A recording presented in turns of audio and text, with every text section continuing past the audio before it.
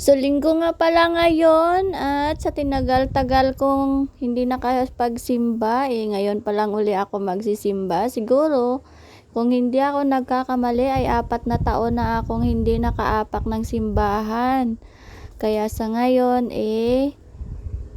kaya nga ako nagsabi sa mga anak ko na magsimba naman tayo dahil matagal na akong hindi nagsimba. So dati naman nagsisimba ako syempre dahil sa trabaho ko sa hospital ay mayroon doon talagang simbahan sa loob ng hospital. So mula na nagtigil ako sa pagtatrabaho ay hindi na ako nakapunta sa simbahan. Ako kasi yung tao na lagi kong sinasabi na hindi mo naman kailangan pumunta sa simbahan para maging mabuti kang tao. Yung bagay simba ka ng simba para maging banal ka, pero paglabas mo ng simbahan ay lumalabas naman ang iyong mga hindi magandang ugali. So ganon yung pananaw ko sa buhay. Pero iba pa rin talaga kapag pumupunta ka pala sa simbahan kaysa sa hindi ka pumupunta. So ayun nga, napagdedesisyon na namin, nakapagdesisyon kami na magsisimba kami sa Antipolo at syempre ang usapan namin ay alas 6 kami ng umaga pupunta doon at hindi na nga kami nakaalis ng alas 6 ng umaga dahil ang anak ko na isa ay mayroon pang hinatid ang kapatid namin na bunso sa trabaho at inaantay nga siya namin. So ito nga pala ang aking suotin, pero syempre crop top yan, pero magja-jacket ako dahil baka hindi ako papasukin sa simbahan, di ba? So habang iniintay nga namin ang aking anak na isa na pauwi pa lang, syempre tinitingnan ko ang aking itsura sa salamin kung mukha pa ba akong tao. So ayan, mukha pa naman pala akong tao. So ayan, hindi nga pala sasama sa amin ng aking asawang Amerikano dahil mapapagod lang daw siya at hindi daw ako makapag-enjoy dahil syempre maboboring siya at magyayaya siyang umuwi. Kaya ang sabi niya sa akin ay iwanan lang daw namin siya sa SM Taytay dahil nga magkakape lang daw siya doon at uuwi daw siya dito ng bahay. So kami nga lang ng anak ko at ng boyfriend ng anak ko ang pupunta sa Antipolo at syempre magagala kami kung saan kami papadparin ng aming baon. O syempre, 'di ba? At ang aming nga yung aming aso ay nagpapalambing siya. Alam niya yata na lalayas kami at iiwanan namin siya. So ayan nga, napakaharot talaga yan. At kung minsan ikala mo kakagatin ka pero hindi naman. So hindi ka pa naman nakakagat, mukha ka ng kakagatin dahil ang itsura niya talaga ay napakamaldita. So ayan, nagpapalambing siya dyan at sabi nga sa akin ng asawa ko, ano ba ang oras ang alis nyo? Talaga bang Filipino time kayo? Dahil mag-alas 9 hindi pa rin kayo nakakaalis. Kaya sabi ko nga, inaantay pa nga namin si JM dahil nga nandoon pa siya sa kabilang bahay.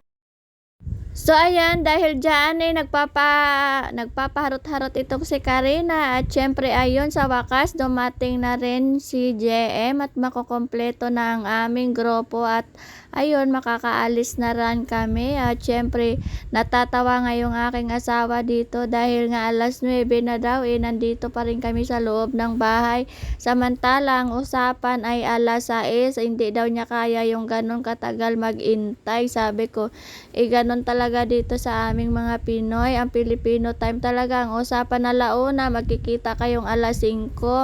So grabe naman daw yan, grabe naman daw ang aming paghihintay. Sabi ko kaya nga siya, kasi pag sinabi niyang alas 6, kailangan bago mag alas 6 umalis na ng bahay. Kasi nga American time siya at ayaw niya yung nag-iintay siya, 'di ba? So ayan nga, eksaktong alas 9 ng umaga ay nandito na kami sa labas ng bahay at syempre magba-vlog muna tayo, 'di ba? Kasi nga first time namin ulit na mag-iina na magsisimba na kompleto.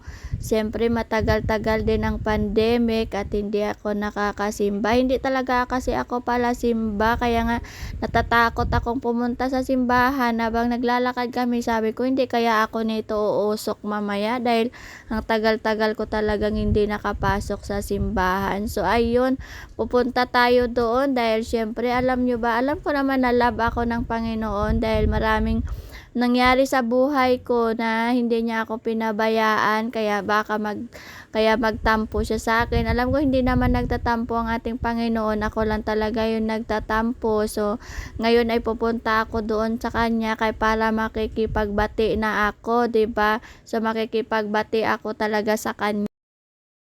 So, galing doon sa amin ay siyempre naglakad kami papunta dito sa may tricycle. Siyempre, sayang naman kung mag-special kami at ang bayad nga namin dito ay 15 pesos ang isa. So, ayan, habang binabaybay na namin ang kalsada dahil nakababa na nga kami ng tricycle, ang aking anak na isa ay nagkuha ng payong ko dahil nga siyempre naiinitan daw siya at masisira daw ang kanyang face. So kami wala kaming payong dahil binigay sa kanya yung payong kay baka masira yung kanyang skincare at kaming tatlo ay tawa ng tawa sa kanya dahil kami ay hindi nakapayong, siya laang. O diba, napakarte talaga ng anak ko na lalaki na yan. So nandito na nga kami pala sa tulay ng Taytay at doon papunta yan doon ng Binangonan. At syempre dito sa kabila naman ay papunta itong Antipolo, Pasig, yun mga ganun. So ayan, nandito na nga kami at nagiintay kami ng jeep na pa Antipolo at syempre punuan na kaya magiintay kami ng dadating na jeepney. So andito nga kami sa Galaxy Gas Station. So ayan, andito nga at syempre hindi masyadong matraffic dahil nga linggo ngayon. So ayan na ang aking anak na nakapayong kanina. So syempre pinipili namin dito sumakay sa dulo dahil syempre alam nyo na ayaw namin mag-abot-abot ng bayad. Tamad ba? Tamad. So ayun. So ayun nga, nakarating na kami dito sa Antipolo. Alam nyo, matagal ako hindi nakapunta dito. Ang huling alay lakad ko ay sa patatandaan ko ay 2012. May dalawa na akong anak noon at maliliit pa sila at single mother pa lang ako noon. Nag-alay lakad ako dito at hindi na ako nakabalik dahil nga pagtapos ng alay lakad wala akong masakyan at parang nagkarayuma ako kaya hindi na ako umulit. So andito, ito nga pala ang papasok ng simbahan. Ang ganda na kasi nga dati parang hindi pa naman ganito ito. Kaya lang syempre matagal na panahon na hindi ako dito nakapunta. Syempre madami nang nagbago at mayroon nga ditong dalawang McDonald's, may Starbucks at may Jollibee. So sabi ko nga dapat sinama namin si Kano para iwanan lang namin siya dito sa Starbucks kasi nga mainit at medyo may edad na siya at mabilis siyang mahilo. Kaya siya na mismo ang nagsabi na hindi na lang siya sasama, mag-enjoy na lang daw kaming mag-iina.